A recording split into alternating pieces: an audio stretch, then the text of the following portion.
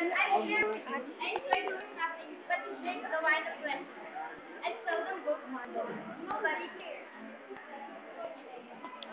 But instead, you can see me roaming around, standing at the nearby counter, or else standing beside a jukebox, then playing the nerve tickling boogaloo.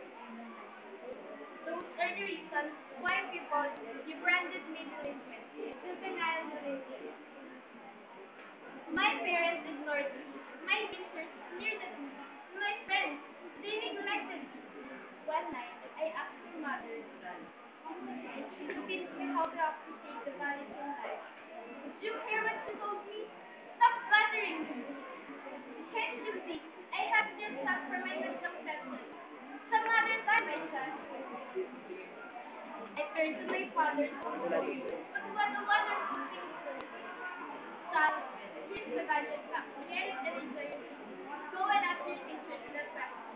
And in school, I heard nothing but the echoes of the voices of my teachers torturing me with this word. Why waste your time in studying? You can even divide 100 by 5. Go home and translate the paper.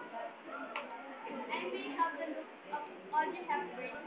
Calm my voice is not equal, but that's not the safety you need.